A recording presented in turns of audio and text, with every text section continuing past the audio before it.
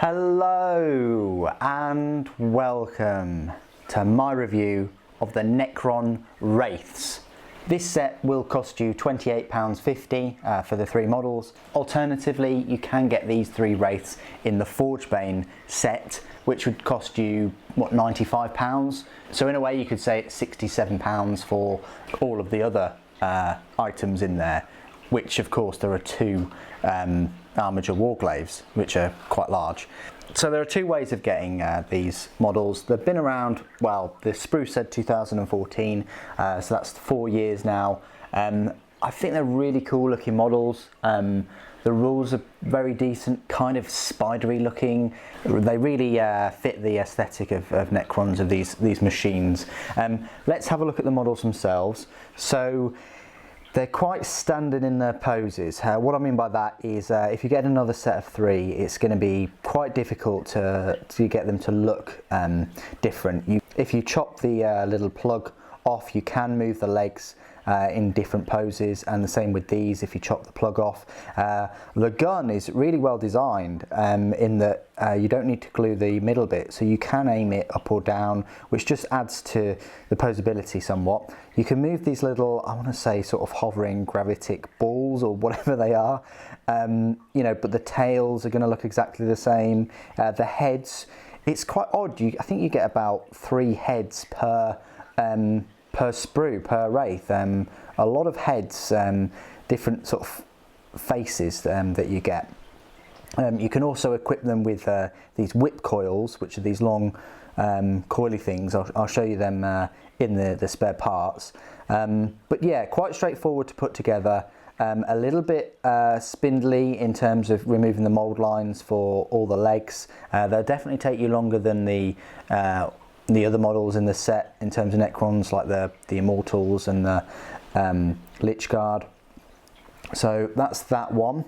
There's this one which is about to, you know, chomp down. I think I say chomp down, land on probably, and then spike, because in a way their only sort of mode of attack is just these tails and, you know, these spikes here and their gun.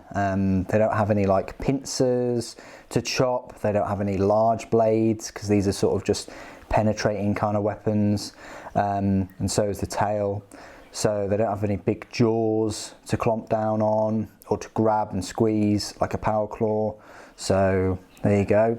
And then this one, which is the tallest one, I don't know why he's so high. He's just arched up on this on his tail. But again, look, you can move the gun, and it's important to note that you can actually move the head as well, and keep it in a pose. I've just got his face sort of looking that way.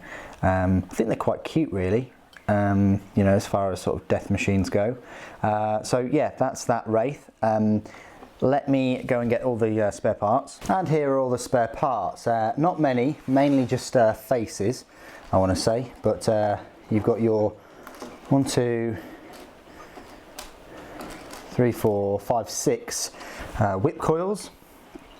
So they would typically go there, and at this point they become quite spindly, very breakable miniatures with these thin bits of plastic, and probably a pain to glue together if you do snap them by accident.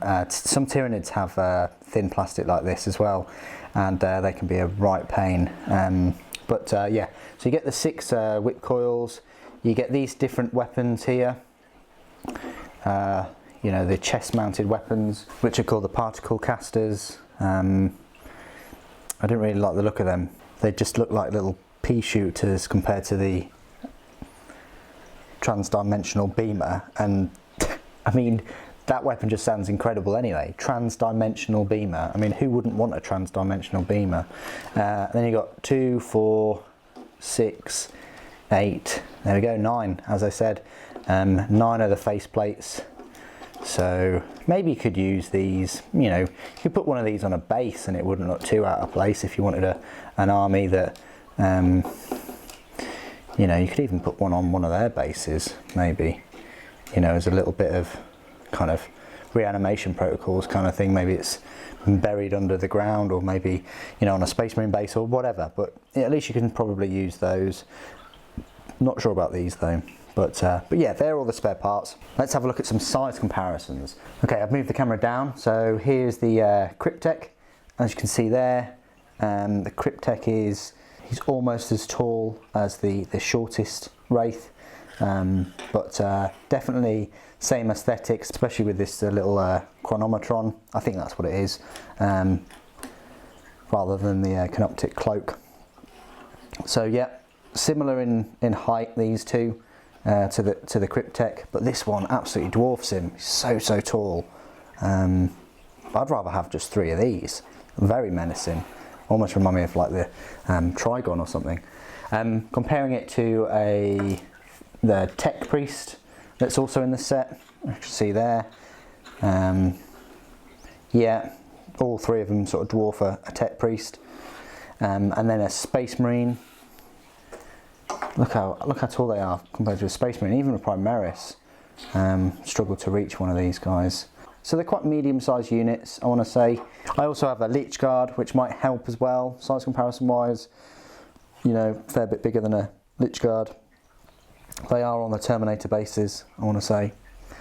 So there you go. Hope that size comparison helps. Okay, so now we're in my part of the video where I'll talk to you about all of their rules, their 8th edition rules. The Codex has literally just dropped, so I'll be reading the rules from the Forgebane book at the moment. So the Canoptic Wraiths, I always kind of thought that they'd be in the elite choice, but they're not. They're actually fast attack choice. Their power points cost is a 6, and their match play points cost is 38 points per model. But then you've got to buy the transdimensional beamer. Each one of mine has one of these beamers, so that boosts their points up to 52, but they don't have to pay anything for their vicious claws. So 52 points each, quite pricey, but they've got a good stat line. So the unit composition, they contain 5 Canoptic Wraiths, and you can include an additional 3 for power rating of +6, and each model is equipped with Vicious Claws. So they've just got the Vicious Claws, so they don't technically need to buy you know, any ranged weaponry. They can just have the Vicious Claws and go about their business. So the unit profile is movement 12 inches, so that means they're 2 inches slower than this walker, which again, quite hard to believe, but it's a fast walker in the big scheme of things. Their weapon skill is 3+, ballistic skill 3+, strength is 6, toughness 5, 3 wounds each, 3 attacks each, leadership 10, and a save of 4+. So it's a decent stat line, good strength, good toughness, nice amount of wounds, an okay number of attacks, and an alright save. So the Vicious Claws is just the strength of the user, which is 6, AP -2, and damage 1. No abilities, it's quite straightforward. It's a nice strength 6, AP -2 weapon. But the war gear options, any model may take a particle caster, transdimensional beamer, or whip coil. So any model can have, you know, one of those things. So the particle caster, which I chose not to equip them with, is a 12-inch range weapon, pistol 1, strength 6, AP 0, damage 1. So it's nice to have a strength 6 weapon, and it's a pistol 2, although it doesn't have any -AP in the profile. The weapon I chose for them all was the transdimensional beamer, which is a ranged 12-inch weapon. It is a heavy weapon though, so it's heavy D3, strength 4, AP -3, damage 1, and it does have an ability. Each time you make a wound roll of a 6+, the target suffers a mortal wound in addition to any other damage. And that's pretty good.